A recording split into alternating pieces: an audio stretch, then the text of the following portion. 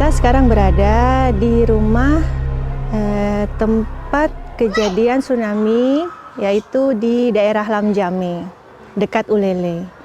Di rumah inilah saya sempat merekam satu kejadian yang sangat dahsyat, yaitu tsunami yang melanda Aceh dan Sumatera Utara dan juga berdampak ke seluruh negara-negara sekitarnya yang terjadi tahun 2004 lalu.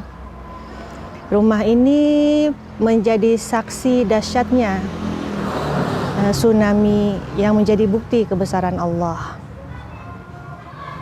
Tsunami ini terjadi pada 26 Desember 2004 lalu, di mana menelan korban jiwa yang sangat banyak, kemudian harta benda dan kehancuran di mana-mana.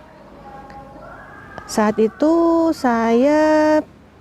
sebenarnya saya ke Aceh waktu itu karena ada undangan pernikahan dari keluarga. Jadi saya tinggal di Jakarta, kemudian berapa hari sebelum tsunami saya ke Banda Aceh, itu bersama dengan keluarga besar, kemudian keluarga lainnya juga dari beberapa daerah juga kumpul di sini di Banda Aceh.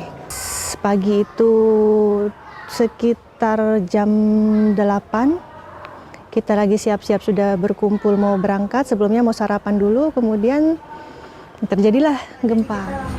Tiba-tiba sayup-sayup dari ujung sana, ujung arah sini, ini dari arah pantai sebelah sana itu, kedengaran suara sayup-sayup seperti suara deruan mobil truk besar.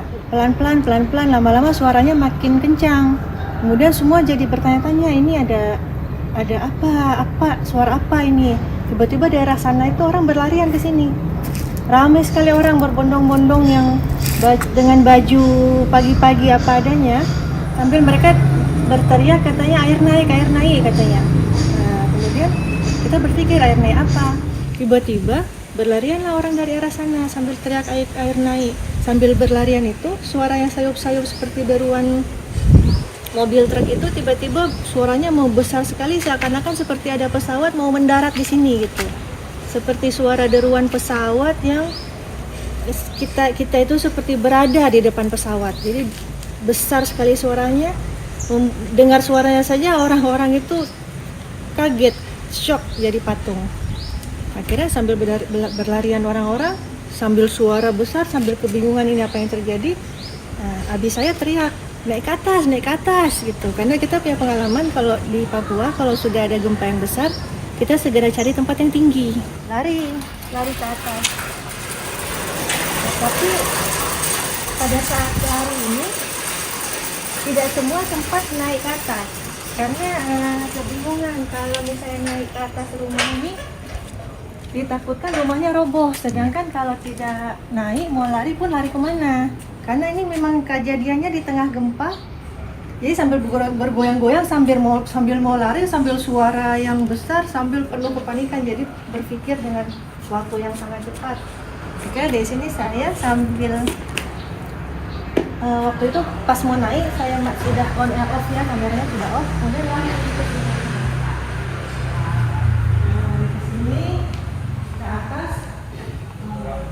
Keluarga sudah duluan naik semua.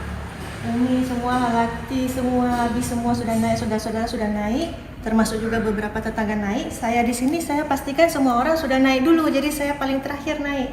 Waktu saya lagi di sini, saya lihat di sini ada anak-anak kecil yang mereka itu seperti terdiam, terpaku, seperti tidak tahu, kebingungan, seperti hilang kesadaran gitu, tapi mereka seperti bingung mau apa. Akhirnya saya ambil anak-anak itu, sekitar ada 3 orang anak, saya ambil kanan kiri gitu, saya gendong, langsung saya bawa naik ke tangga. Setelah ditaruh, saya letakkan anak-anak taruh di atas, saya turun lagi ke sini.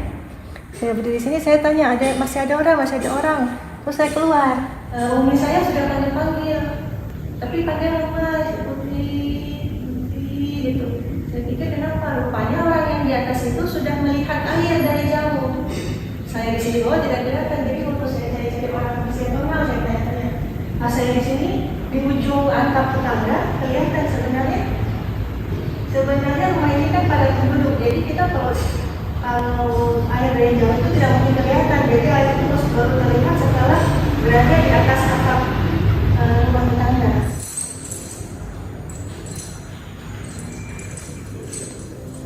Belum sempat naik tangga itu sudah masuk air. Sini sudah tertimpa air. Akhirnya merangkak ke sini cepat-cepat. Pas di sini saya jatuh karena sudah terpeleset, karena sudah basah. Pas saya jatuh, ini kamera ini masih di tangan waktu itu. Saya jatuh, saya begini. Nah, pas sudah jatuh, kemudian kamera sudah basah dan ini air sudah langsung naik. Kalau mau dilihat ini bekas-bekas airnya masih ada ini. Ada titik-titik air memang disisakan, memang sisa. Saya berusaha berdiri lagi, kemudian ya alhamdulillah bisa naik ke atas. Setelah ke atas, ini kamera masih di tangan. Sampai di sini, saya buka kembali kamera. Saya lihat di kamera ini memang sudah mengalir air, jadi sudah. Ini pintu teras waktu itu sudah dalam keadaan terbuka karena orang-orang yang lain, keluarga yang lain sudah duluan naik, sudah berada sebagian di teras sebelah sini, sebagian di teras sebelah sana. Ini saya sambil kameranya juga sambil on. Jadi setelah dari sini, kemudian dari sana langsung saya rekam, kemudian saya ke arah sini. Pegangan. Hati-hati udah nggak bagus lagi.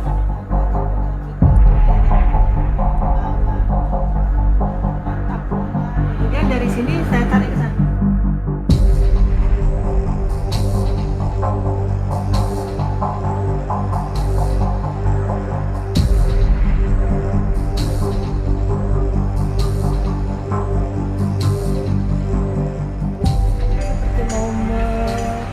Merekam semuanya lah, mumpung masih hidup.